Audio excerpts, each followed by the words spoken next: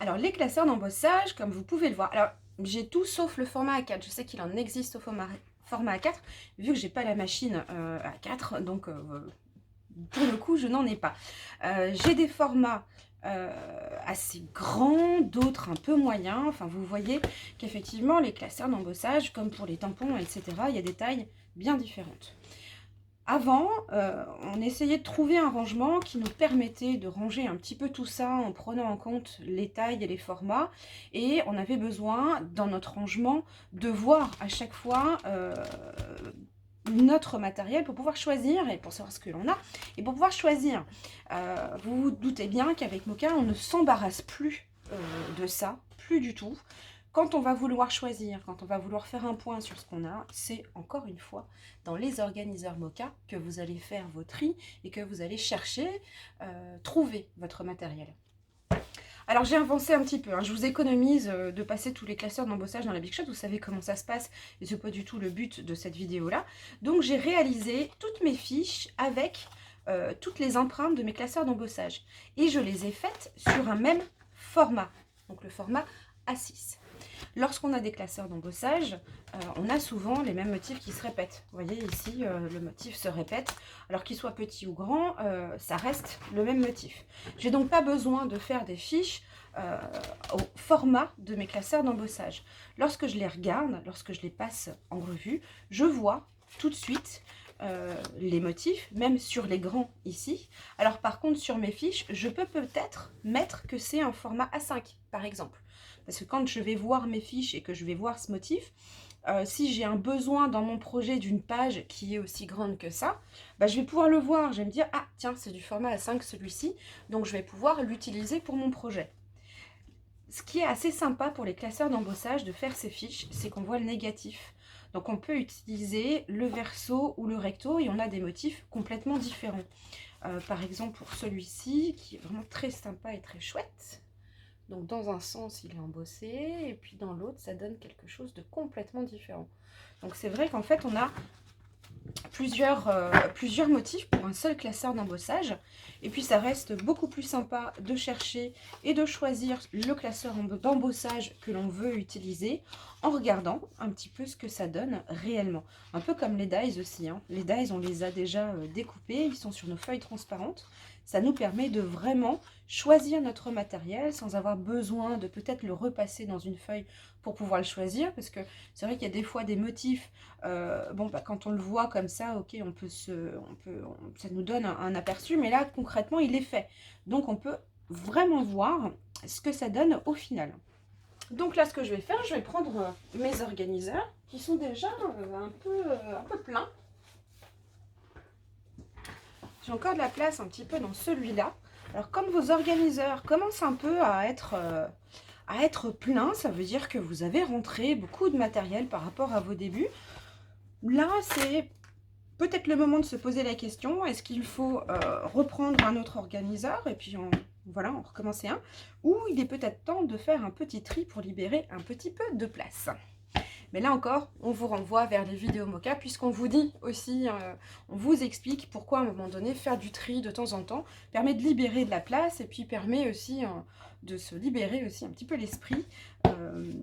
Voilà, il y a des choses qu'on n'utilise plus ou des choses qu'on a eu besoin d'avoir pour une occasion bien précise. C'est peut-être pas forcément la peine de les laisser dans nos organiseurs.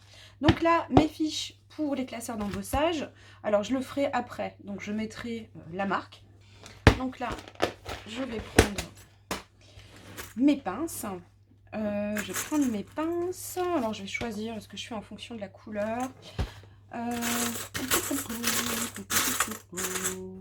Alors, soit vous écrivez avec un feutre fin classeur d'embossage, comme ça vous les repérez, ou alors vous les identifiez aussi avec une couleur, ce qui vous permet de les repérer aussi. Là, beaucoup trop gros. Mais par contre, vous voyez, en termes de fiches, pour tous ces classeurs d'embossage, voilà, j'ai que ce format-là et j'ai vraiment tous mes classeurs d'embossage de référencés.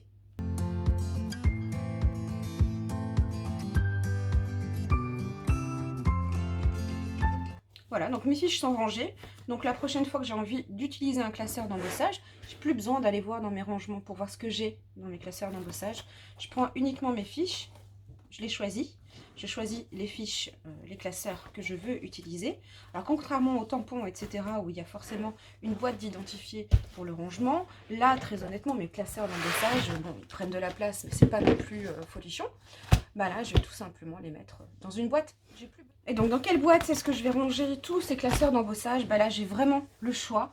Je peux moduler en fonction, bien sûr, de la taille la plus grande de mes classeurs d'embossage, si j'ai envie de les mettre tous au même endroit. Si j'ai envie de séparer, parce que j'ai énormément de classeurs d'embossage de cette taille-là, je vais peut-être choisir de faire 2 boîtes.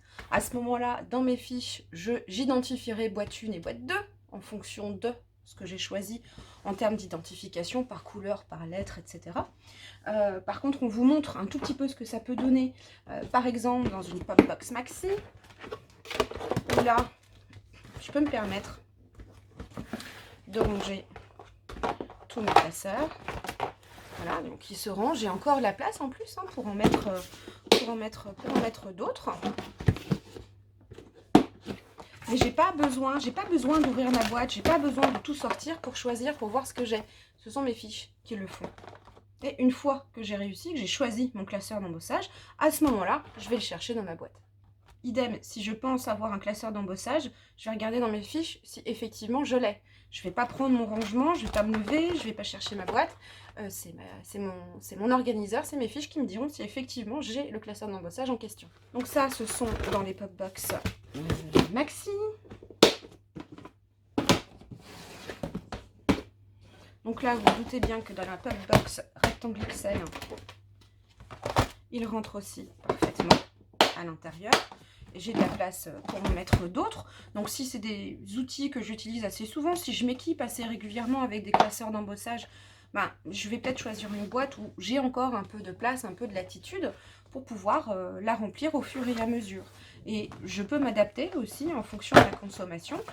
Si j'en ai un petit peu moins, par exemple, vous pouvez aussi, les empile box à 4, vous pouvez aussi les ranger à l'intérieur. Là, vous avez encore plus de latitude au niveau du rangement. Je ne sais pas par contre si les classeurs d'embossage A4 rentrent dans l'empile box A4. Il faudra regarder les mesures. Je ne suis pas sûre. Je pense que sur les pochoirs A4 doivent être tout petit peu plus grand.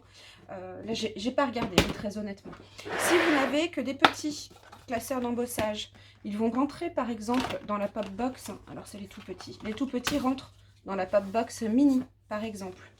Dans les clickbox, choisissez en même temps au niveau du rangement. Ces boîtes, elles se mettent soit sur la tranche, soit à plat dans vos étagères. Les clickbox, c'est pareil. En plus, vous pouvez identifier sur la tranche. Donc ça peut se ranger à côté de vos tampons, par exemple, dans vos étagères. Là, vous pouvez mettre aussi, alors les A5 ne rentrent pas, ça c'est les 21 maxi haute, c'est la 21 maxi haute. Voilà, vous pouvez mettre des petits et des grands dans la boîte. Il faut vraiment s'adapter en fonction de l'équipement que vous avez et de ce que vous voulez faire avec ce type de produit, si vous les consommez beaucoup ou pas. À savoir aussi que les classeurs, je crois que c'est format A6, rentrent aussi parfaitement dans les pop box rectangle haute. Vous pouvez aussi les ranger sur la tranche. Celui-là est un peu trop grand. Et voilà, si vous en avez des tout petits, vous pouvez les ranger dans la pop box rectangle haute. Voilà, donc vous voyez qu'il n'y a pas une façon de ranger ses affaires.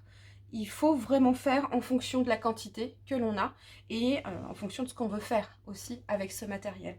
Bien sûr, si c'est des choses qu'on utilise tout le temps, choisissez une solution de rangement qui vous permette de les prendre facilement au quotidien. Si c'est des choses que vous utilisez très peu ou rarement, vous allez choisir aussi un rangement qui vous permette de les mettre peut-être dans un endroit. C'est un peu comme dans les magasins, dans vos étagères. Mettez tout en bas ce que vous utilisez moins souvent et puis apportez ce que vous utilisez le plus.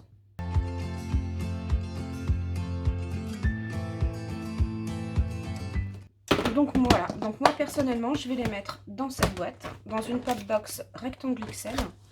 Je vais voir. Si je sais pas trop en plus, si c'est des choses que je viens d'acheter, je sais pas trop ce que je vais en faire. Est-ce que c'est du matériel que je vais finalement utiliser? Il y a des fois, on ne sait pas, hein. Il y a des produits qu'on rentre, on ne sait vraiment pas ce qu'on va en faire et finalement comment est-ce qu'ils vont évoluer dans notre environnement. Donc pour l'instant, je les mets ici dans la boîte XL. La boîte XL, je vais la mettre en bas dans mes étagères. Et puis je vais attendre de voir. Et puis, au bout d'un moment, lorsque je vais faire le point un petit peu sur mon matériel, c'est là que je me poserai des questions. Est-ce que je les utilise souvent ou pas? Si je suis amenée à chercher ma boîte que j'ai mis tout en bas régulièrement, c'est qu'à ce moment-là, il faut que je revoie la façon de ranger de mes classeurs d'embossage. Donc voilà, pour tout vous dire, faites en fonction de votre environnement, de vos manies et de la quantité de matériel en votre possession. Voilà, donc on se retrouve très bientôt pour la nouvelle vidéo. Allez, ciao ciao!